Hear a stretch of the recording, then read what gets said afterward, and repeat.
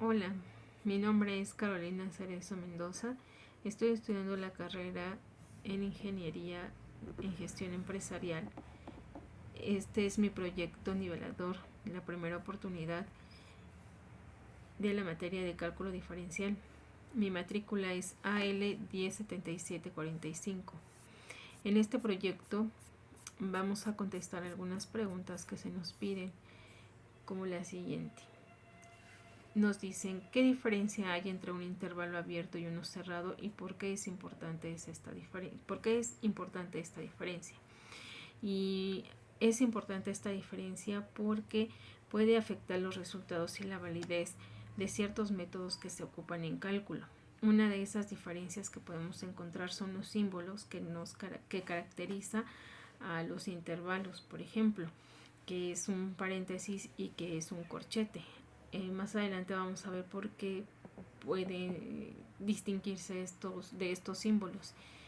La siguiente pregunta nos dice, ¿qué pasaría si no tuviéramos símbolos como paréntesis y corchetes para representar intervalos y cómo los distinguiríamos? Si no tuviéramos símbolos como paréntesis y corchetes para representar estos intervalos, sería mucho más difícil y confuso distinguir entre un intervalo abierto y entre un intervalo cerrado o mixto.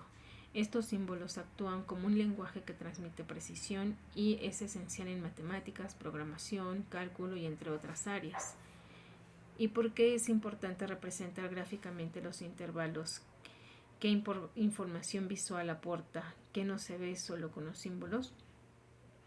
Es importante porque aporta una comprensión visual inmediata, con un mayor entendimiento que con los símbolos, solo con símbolos. O sea, es una comprensión visual inmediata, más aún que teniendo solamente los símbolos. Y la representación gráfica traduce el lenguaje simbólico en una imagen mucho más clara, lo que facilita el aprendizaje, reduce errores de interpretación y mejora la comprensión en general. Otra de las preguntas que nos hacen es, si un intervalo representa el tiempo que tarda en calentarse un horno, ¿sería mejor usar un intervalo cerrado o un intervalo abierto y por qué?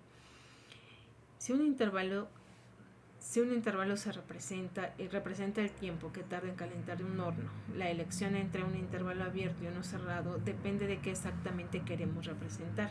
Por ejemplo, ocuparíamos el intervalo cerrado y sería apropiado si queremos decir que el horno empieza a calentarse exactamente en el tiempo y que está completamente caliente en un determinado momento. Por ejemplo, si decimos que el horno tarda de 0 a 10 minutos en calentarse, significa que en el minuto 0 comienza el calentamiento y en el minuto 10 ya está caliente. En el caso 2, o si utilizáramos un intervalo abierto, usar un intervalo abierto sería apropiado si queremos excluir los momentos exactos de inicio y el final. Y tal vez porque aún no empieza a calentar en un determinado momento o está completamente caliente. Según esta interpretación, solo nos interesan los momentos durante el proceso del calentamiento, más no los extremos, que es lo que nos está representando un intervalo abierto.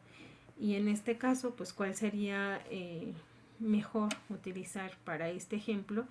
Y pues en la mayoría de los casos prácticos es mejor utilizar un intervalo cerrado porque el tiempo de calentamiento comienza desde un instante específico y termina cuando está caliente. O sea, utilizamos dentro del intervalo un punto A y llegamos a un punto B, lo que es parte del fenómeno que queremos medir, en este caso pues el tiempo de calentamiento.